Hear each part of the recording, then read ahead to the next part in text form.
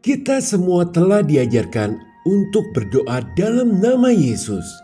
Namun, kesuksesan yang ajaib hanya akan terjadi bila kita mau belajar bersekutu secara pribadi dengan Roh Kudus. Karena Dialah Tuhan Sang Pencipta yang tinggal di dalam diri kita. Shalom semuanya. Mengapa ada yang merasa belum berubah hidupnya meskipun sudah percaya? Mengapa pula ada sebagian orang yang hidupnya berapi-api, sementara yang lain terasa gitu-gitu aja, bahkan setelah lama ikut Yesus? Jawabannya karena mereka telah mengucapkan kata-kata istimewa yang akan kita bahas ini kepada Roh Kudus. Kata-kata yang mungkin selama ini lupa kita ucapkan. Ini bukan sekedar permintaan kekuatan atau pengurapan, melainkan sebuah formula ajaib yang dirancang khusus untuk menyampaikan pesan bahwa, "Ya Roh Kudus, saya mau mengundangmu untuk memegang kendali agar saya bisa merasakan kuasa-Mu yang dahsyat bekerja." Karena sejarah membuktikan orang-orang yang mengandalkan Tuhan pasti diberkati. Maka segera cari tempat kosong yang tenang, kalau bisa jam 3 pagi, untuk mulai mengucapkan kalimat-kalimat ini kepada Roh Kudus dan rasakan kuasa Roh Kudus yang dahsyat langsung bekerja merubah hidup Anda. Yang pertama, ucapkan, "Roh Kudus, tunjukkan siapa aku yang sebenarnya di mata surga." Ketika Anda berani mengucapkan kalimat ini, sesuatu mulai berguncang. Bukan di luar, tapi di dalam hati Anda sendiri.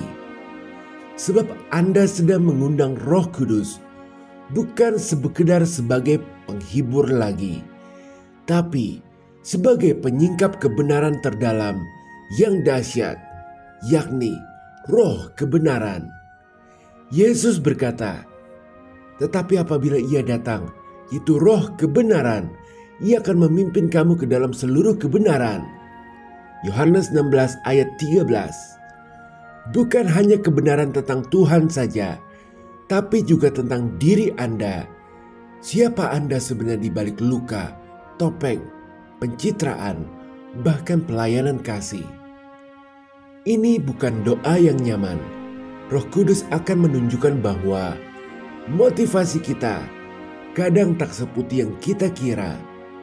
Mungkin ada sisa-sisa keinginan untuk dipuji, dibutuhkan, atau merasa lebih baik dari orang lain. Tapi justru disitulah keajaiban dimulai. Saat Anda berhenti membela diri di hadapan Tuhan, sikap Anda jadi seperti Ayub yang dengan menyesal duduk dalam debu dan abu. Maka lihat, Tuhan Yesus akan mulai membela Anda dengan kasih-Nya. Masuklah ke ruang doa, ucapkan pelan-pelan, "Tuhan, tunjukkan siapa aku di mata-Mu, meski itu mungkin melukai egoku." Lalu diamlah, dengarkan. Jawabannya sering bukan dalam bentuk suara, tetapi seperti kilat yang menyambar malam gelap. Sebuah kesadaran mendalam yang muncul tiba-tiba, menerangi hal-hal yang selama ini tak terlihat atau tertutupi, yakni isi hati kita sendiri. Bayangkan Roh Kudus seperti sinar rongsen yang menembus daging dan tulang, tapi ini ke jiwa kita sendiri yang akan mengungkap luka-luka batin atau borok-borok yang selama ini kita abaikan atau simpan. Dan lihat, seperti sungai deras yang menggerus batu-batu keras di dasar jiwa, Roh Kudus akan membawa semua yang terbenam dalam jiwa ke permukaan agar bisa disembuhkan. Itulah pekerjaannya, mengubah kepalsuan menjadi keaslian, keputusasaan menjadi harapan, dan keraguan menjadi iman yang tak tergoyahkan. Haleluya, amin. Lalu yang kedua, Roh Kudus ambil alih keputusan yang telah aku buat tanpa sadar. Tahukah Anda, sebagian besar keputusan yang kita ambil dalam hidup sehari-hari sering kita ambil tanpa berdoa. Kita pikir itu kecil. Masa iya mau makan apa mesti tanya Roh Kudus? Tapi ternyata kebiasaan selalu tanya Tuhan sebelum mau melakukan sesuatu adalah hal yang besar, bahkan menentukan arah hidup ke depannya, alias nasib. Karena lihat, Roma 8 ayat 14 telah menyampaikan, semua orang yang dipimpin oleh Roh Allah adalah anak Allah. Yang artinya, bagaimana mungkin kita bisa dipimpin kalau tidak memberinya tempat dalam keputusan sehari-hari, alias berdoa setiap kali mau melakukan sesuatu. Tetapi kabar baiknya, Roh Kudus tidak rela menunggu sampai kita terjatuh dulu, baru mau nolong, alias tidak marahi kesalahan, tapi langsung mau menuntun kembali ke jalur yang benar. Dia akan ambil alih segala keputusan jelek yang kita ambil, menghitung ulang rute, bahkan saat salah belok, asalkan kita segera menyerahkan kemudi itu ke tangannya, sehingga kita selamat, tidak tersesat, nabrak ataupun jatuh. Yang penting kita taat saat dia lagi menuntun. Ya, kita punya logika, punya pengalaman, bahkan memiliki pengetahuan Alkitab. Tapi Roh Kudus yang tetap harus menjadi navigator utama, alias nomor 1 dalam hidup kita sehari-hari. Roh Kudus, aku ingin kehendak-Mu yang jadi lebih dari keinginanku sendiri. Maka ambil alih segala keputusan yang telah aku buat tanpa sadar itu. Jika ini bukan dari-Mu, jangan izinkan aku melangkah. Doa ini seperti menyerahkan kemudi kembali ke tangannya dan mau mempercayainya, bahkan saat jalannya tidak masuk akal bagi nalar kita. Yang penting ada damai sejahtera. Itulah ciri keputusan yang dipimpin oleh Roh Kudus, yakni menghasilkan damai di dalam hati kita. Haleluya, amin. Lalu yang ketiga, Roh Kudus, lepaskan aku dari semua yang jahat yang menghalangi kemuliaan Tuhan dalam hidupku. Banyak hal yang membuat hidup kita mandek, dan hal itu bukan karena kita kurang rajin atau pintar, tapi hal itu adalah sisa-sisa gelap yang belum dibasmi. Maka ucapan doa ini adalah sebuah seruan, permohonan agar Roh Kudus melakukan gerakan operasi ilahi yang akan sangat membebaskan. Bayangkan hidup Anda seperti kota damai, tapi dulunya tempat perang, yang di bawah permukaannya masih ada bekas sisa-sisa ranjau dari perang itu. Entah itu dendam, kepahitan, ketakutan, atau kebiasaan yang bisa terus-menerus menghambat kemuliaan Tuhan mengalir dalam hidup Anda. Pandanglah Yesus, setelah dibaptis, Roh Kudus langsung membawanya ke padang gurun untuk dicobai. Lukas 4 ayat 1. Itulah gerakan operasi ilahi. Padang gurun adalah tempat Tuhan mensterilkan ranjau jiwa sebelum keberhasilan yang ajaib dimulai. Seperti logam yang dilebur dalam tungku agar terpisah dari kotoran. Seperti dahan kering yang harus dipotong agar tunas baru bisa tumbuh. Roh Kudus akan mengoperasi jiwa Anda untuk mengambil yang jahat itu. Mungkin prosesnya sakit, akan ada air mata, stres, dan tidak enak. Tapi ini penting untuk kesembuhan. Karena yang dibersihkan adalah kesombongan, rasa bersalah, kepahitan, rasa ketergantungan kepada manusia, dan hal-hal jahat lainnya yang semuanya itu adalah penyebab hidup kita mandek. Ya, doa ini kayak menakutkan. Tapi ingat, salah satu ciri kuasa Tuhan adalah mengubah padang gurun menjadi tempat kelahiran baru. Setelah Yesus keluar dari padang gurun, ia mulai mengajar dengan otoritas yang membuat orang takjub. Lukas 4 ayat 15. Demikian juga kita, semakin banyak hal jahat yang dilepaskan, akan semakin besar kemuliaan Tuhan terlihat dalam hidup kita. Haleluya, amin. Yang keempat, Roh Kudus, ajari aku mencintai Yesus lebih dari hal-hal rohani lainnya.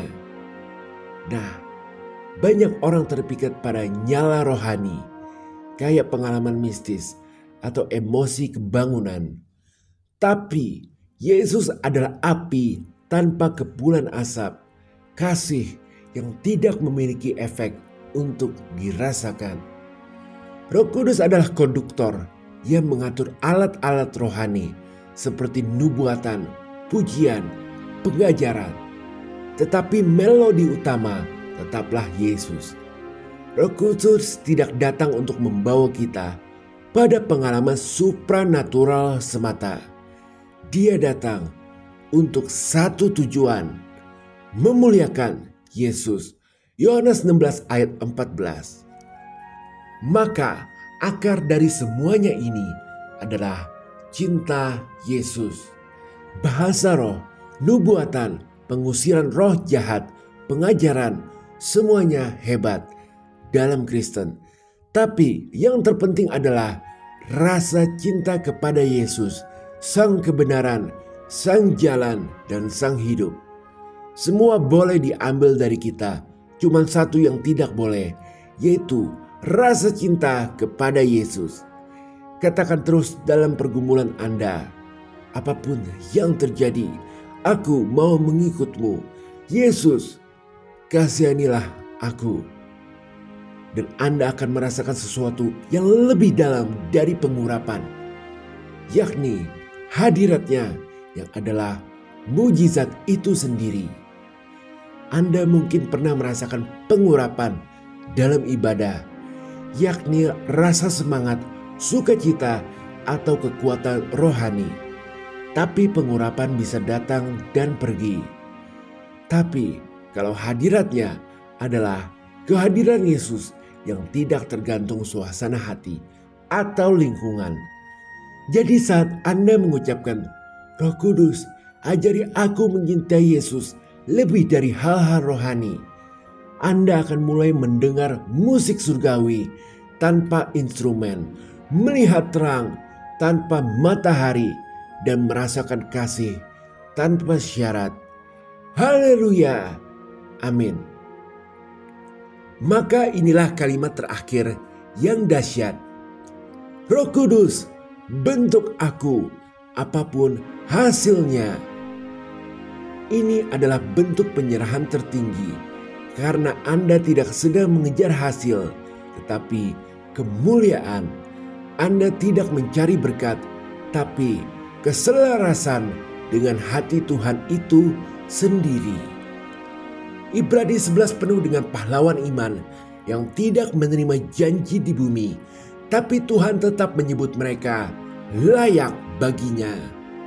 Coba baca, lalu tunduklah dan katakan, aku hanya butuh Engkau untuk membentuk aku. Roh Kudus tidak akan membiarkan doa itu berlalu sia-sia. Dia akan menempa Anda menjadi serupa seperti Kristus. Karena ucapan ini adalah doa paling radikal, menolak kebutuhan akan pengakuan manusia dan memilih hadiratnya. Maka diberkatilah Anda yang mengandalkan Tuhan, yang tidak mencari puji-pujian dari manusia. Anda akan seperti pohon yang ditanam di tepi air, yang merambatkan akar-akarnya ke tepi sungai, dan yang tidak mengalami datangnya panas terik, yang daunnya tetap hijau, yang tidak khawatir dalam tahun kering, dan yang tidak berhenti menghasilkan buah. Berbahagialah orang yang mempunyai Allah Yakub sebagai penolong, yang harapannya pada Tuhan Allahnya, yang mencari hormat yang datang dari satu-satunya Allah. Dan begitu Anda mengucapkan ini, transformasi Anda sedang terjadi dalam kasih-Nya yang tak pernah salah arah. Maka sebagai pengingat, jika Anda berani rutin dan konsisten mengucapkan doa-doa seperti yang kita sudah bahas ini, maka jangan heran ya jika hidup Anda mulai berubah ke arah yang lebih kudus. Dan justru di situ, lihatlah keajaiban yang sebenarnya dimulai. Haleluya. Amin. Jika berkenan berikan like, share, subscribe, serta komen. Tuhan Yesus memberkati.